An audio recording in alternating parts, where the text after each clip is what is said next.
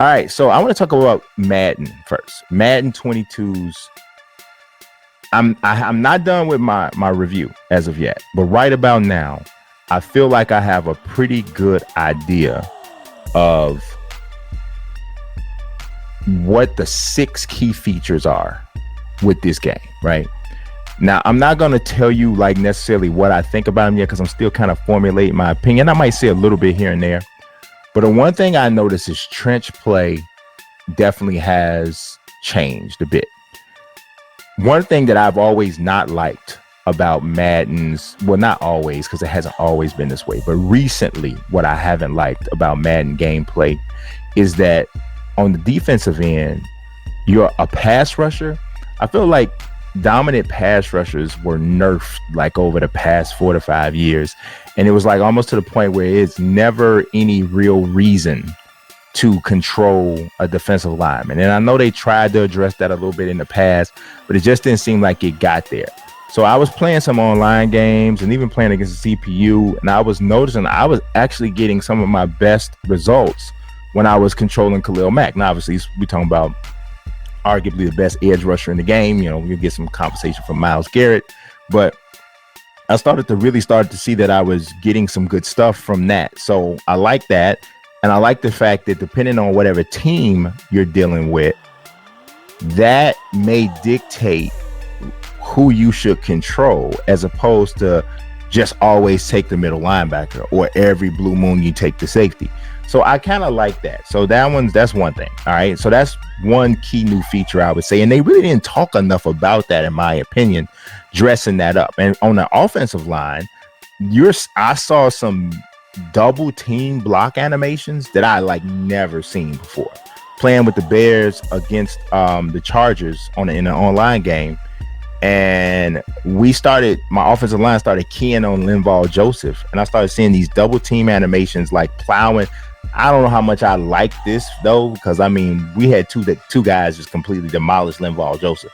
I know it's a double team, but Linval Joseph is a large human being. I don't know if he ever gonna get put like on his back quite like this, but I get the overall concept, right? So that was decent. The second thing is the M factors, and I've said this in several different videos. I've said this in print. In my opinion, the M factors are the best new feature in the game. M factors, in case you don't know what they are, they're like X factors for home stadiums or for home teams. So I applaud EA trying to find a way to incorporate home field advantage in their game. Nobody else really does it. People are like, oh yeah, it was in 2K. If it's debatable, right, then it's not in there. You know what I'm saying? Like, if they put it in and didn't tell nobody that it's in there, that ain't a feature. We'll see if it worked or not. That's not what that is.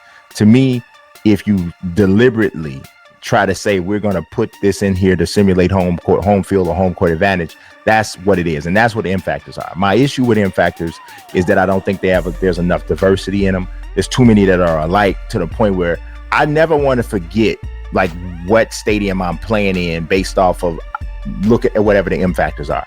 They made these M factors supposedly to have some sort of geographical relevance, as well as I think they should have some more relevance to the actual team or roster, almost to the point where maybe you get to change what your M factor is depending on what kind of roster you have. Maybe that's down the line, I don't know, but overall conceptually I like the concept of M factors. The third thing that I think is a key feature is the visual is not a word.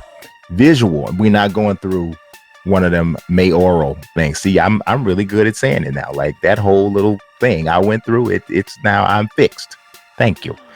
Visual and audio in-game presentation is the next thing. It's hard to explain. If you've played Madden yet, you probably know what I'm saying. You playing on the road and your team is in a tough situation and the momentum's not in your favor, they start messing with that screen some real. And it's like, whoa, you get like a little shaky shake, right? And I love that. Also, the sound of the crowd and stuff like that at high points of the game, they did a good job on this. I really must give them their props there. Like, there's a lot of stuff about Madden 22 that I still don't like, and you'll see all that in the review. But that part of it, I really don't have a lot of criticism for that part. I got criticism for M factors. I got some criticism for trench play, and I have criticism for the other two items on this list that I'm going to talk about. But as far as audio and visual in-game presentation, I shouldn't say visual, audio in-game presentation, I don't have any criticism. Visual presentation, there's still some stuff that could be there, right? Improved franchise play, that's the next thing.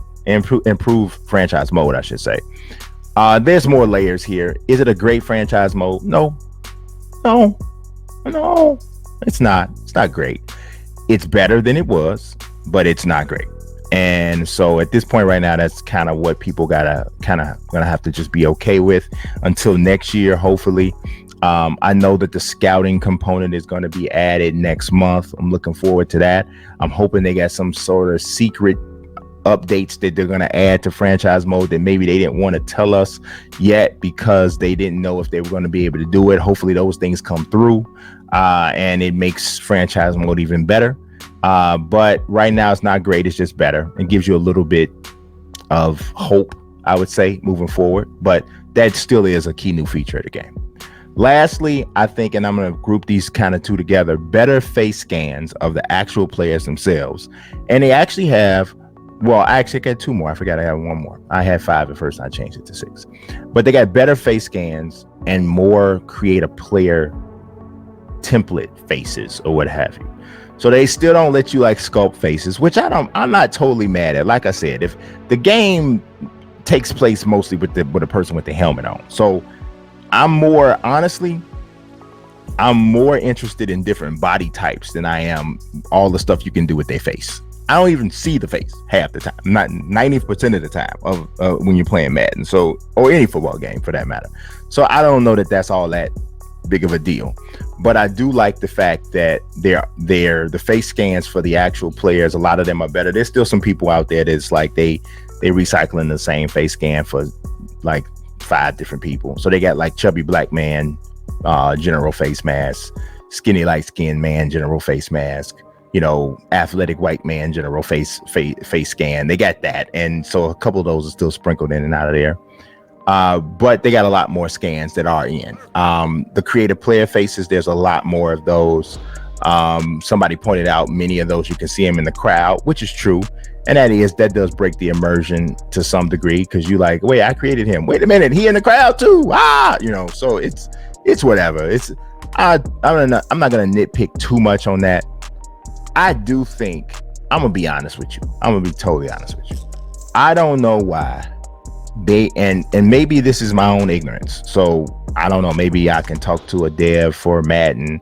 I've talked to him plenty of times, but maybe I'll talk to him specifically about this.